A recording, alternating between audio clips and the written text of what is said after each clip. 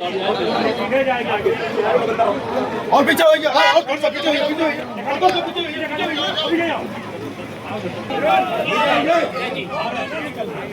भैया जिंदाबाद, भैया जिंदाबाद, पीछे होइए, भैया जिंदाबाद,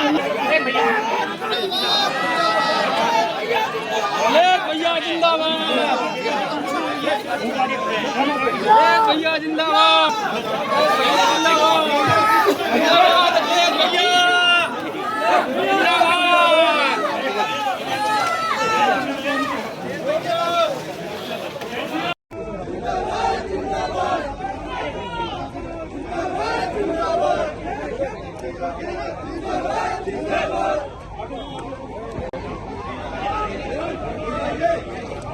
भाई कहाँ है ये आप? भैया जिंदाबाद, अरे कहाँ चले जाओगे? जिंदाबाद,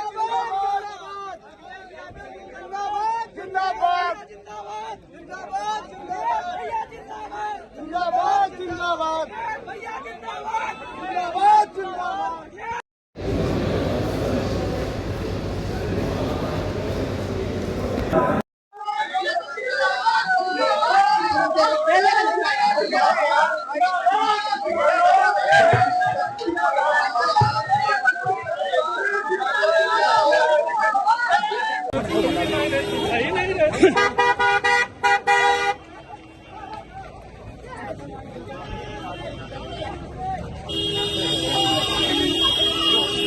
और ढाबे से रिश्ता और ढाबे में चाय पीने का अपने सफर में एक मौका मिलता था। मुझे याद है नेताजी एक जमाने में अगर वो इटावा से चलते थे या लखनऊ से चलते थे,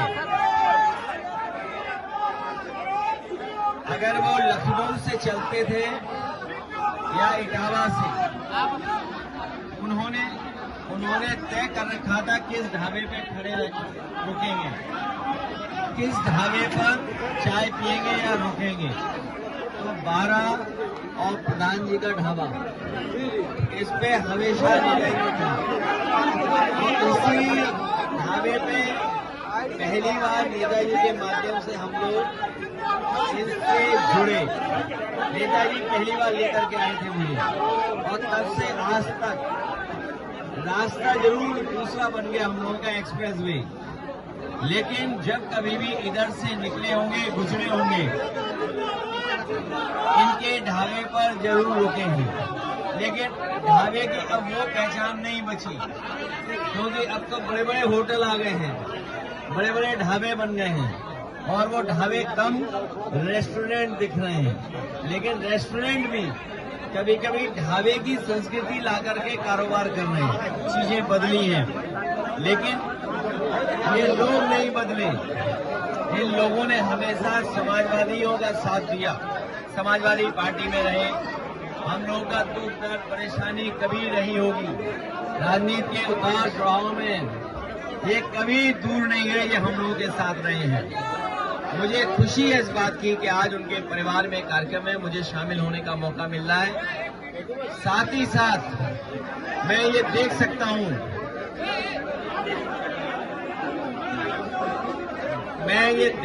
हूं, कि जो जोश और उत्साह दिखाई दे रहा है, ये बता रहा है कि जनता बदलाव चाहती है। बदलाव के साथ साथ बुरे दिन जाने वाले हैं। ये जो बुरे दिन हैं, महंगाई के बुरे दिन, बेरोजगारी के बुरे दिन, अपमान के बुरे दिन, एक दूसरे के बीच में नफरत फैलाने के, ये बुरे दिन जाने वाले हैं। और समाजवादी पार्टी की सरकार, विकास के रास्ते पे लाने वाली सरकार, सपा जो खुशहाली लाना चाहती है, समाजवादी पार्टी जो सकारात्मक फैसला लेकर के अपने गरीब लोगों का, किसानों का, मजदूरों का दुख दर्द दूर करना चाहती है। मैं भरोसा दिलाना चाहता हूं यहाँ की जनता को और आसपास के अपने लोगों को कि भविष्य में सरकार बनाएं और रोजगार, नौकरी के साथ साथ खुशहाली की तरफ ले जाने का काम हम लोग करेंगे। भारतीय जनता पार्टी ने हमारी विदेश नीति चौकस की है, हमारी विदेश नीति चौपट कर दी और एक बार को तो लग रहा था कि भारत विश्व गुरु होगा, लेकिन इधर देख रहे हैं कि पाकिस्तान अंतर्राष्ट्रीय स्तर पर संबंधों को, अपनी फॉरेन पॉलिसी को मजबूत कर रहा है। वहीं भारत अपना विदेश नीति में कमजोर दिखाई दे रहा है। विदेश नीति में भारत कमजोर दिखाई दे रहा है।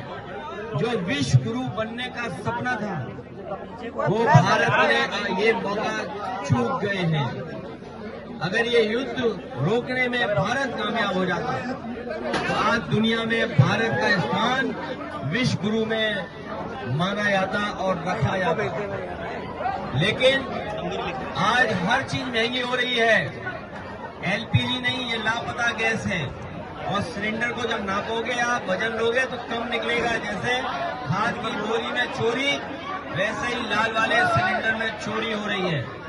भ्रष्टाचार बढ़ा है, बेईमानी बढ़ी है और किसानों की आय दोगुनी करने का वादा भी इनका वादा नहीं रहा, इन्होंने धोखा दिया है। लेकिन इस बार हम सब लोग मिलकर के भारतीय जनता पार्टी को सबक सिखाएंगे। पहले अभी कुछ दिन पहले कोडीन भाई आए थे, कालीन भाई के बाद। पहले आए कालीन भाई, कोडीन भाई और अब सुनने में आया किडनी भाई।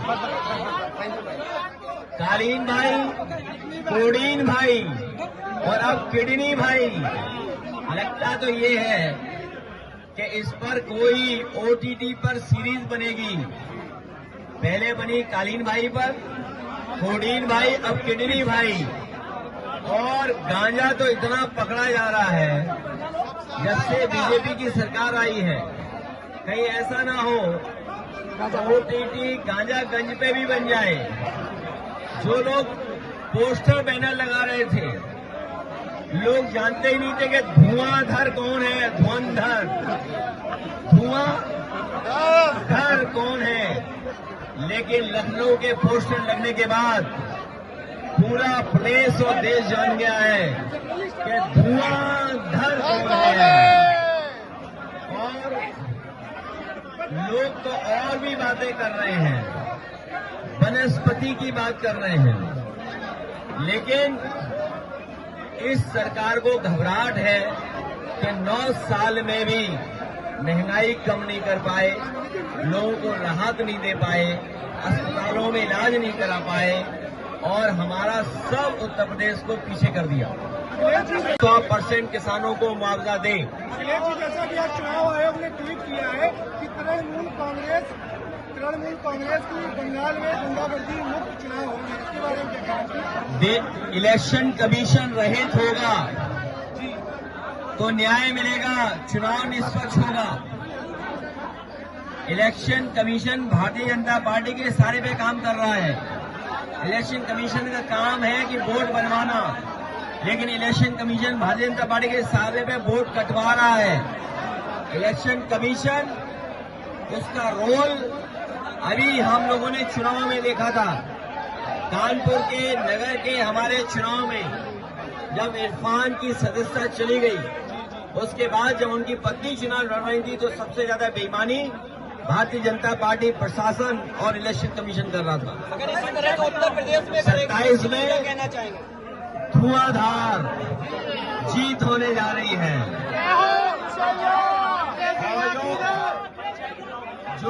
जो गांजा के धुरंधर हैं, जो गांजा के धुरंधर हैं, वो सरकार जाने वाली है। चुनाव निर्णय लिया जाएगा। पंचायत चुनाव ये कराना नहीं चाहते हैं। सरकार घबरा रही है पंचायत चुनाव कराने से।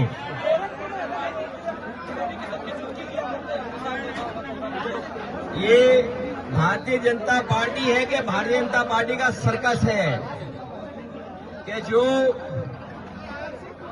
स्ट्रेस रिलीफ कह रहे हैं शायद।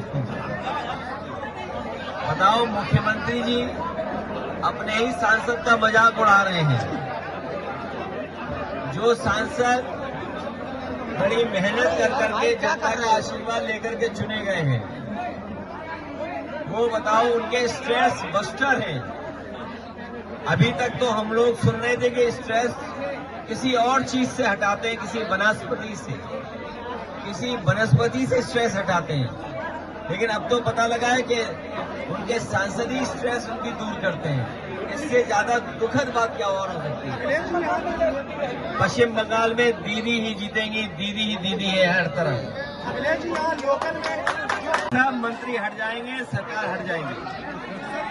शिक्षा मित्रों को 22,000 रुपए का घाटा हुआ है। पूर्व सांसद ने कहा है 40,000 रुपए हम लोग देते थे मानदेय, अध्यक्ष जी, और भविष्य में उनका सम्मान और बढ़ा देते सरकारी रूप में, लेकिन बीजेपी के लोगों ने धोखा दिया उन्हें। वो मौजूदा मंत्री के पति जो प्रतिभा शुक्ला यहाँ पे उत्तर प्रदेश सरकार की तरफ, उनके पति कह रहे हैं ऑन कैमरा वहाँ पर मंत्री जी के साथ में पब्लिक मर रही है तो मरने दो, लोग जी रहे जीने दो, सब जानवर हैं।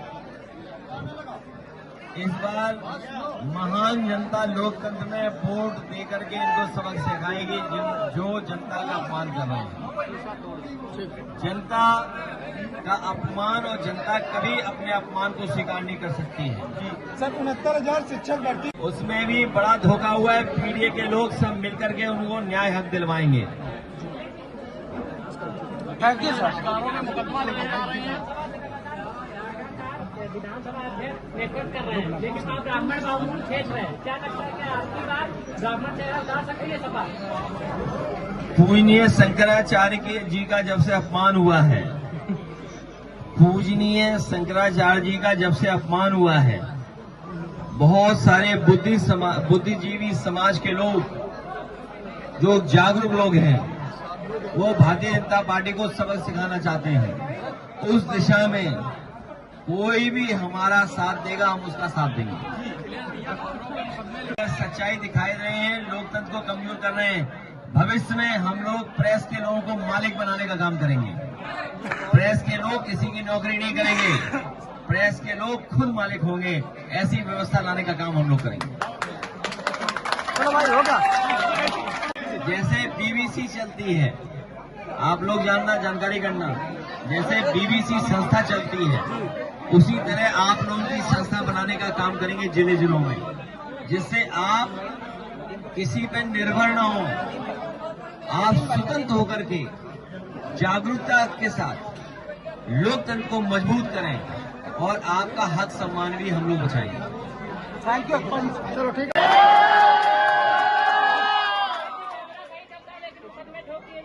नहीं, उसको डरिए मत। जो मुकदमा ठोके उसकी भी रील बना दो आप। पंचायती चुनाव बाद में कराए जा रहे हैं। पंचायती चुनाव विधानसभा चुनाव के बाद कराया जा रहा है, जबकि उनका कार्यकाल पहले तो खत्म। विधानसभा चुनाव जल्दी करा दो। अगर प्रधानी का चुनाव नहीं करा पा रही सरकार, गांव की सरकार तो विधानसभा का चुनाव जल्दी करा दो। हम लोग सब तैयार हैं। विधानसभा में स्वच्छता की कितनी उम्मीद लग रही है? जब ढोंगी लोग हटेंगे, जो नकली संत हटेंगे, तो बहुत निष्पक्ष दिखाई देगा हर तरफ। साधु संतों का भी साथ मिल रहा है आपको? हम तो चाहेंगे सच्चे साधु संतों का साथ मिले।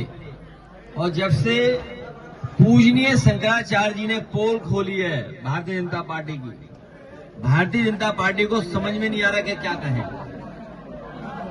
क्योंकि पूजनीय शंकराचार्य जी का आशीर्वाद है जनता पर। ठीक है, चलो। बहुत धन्यवाद।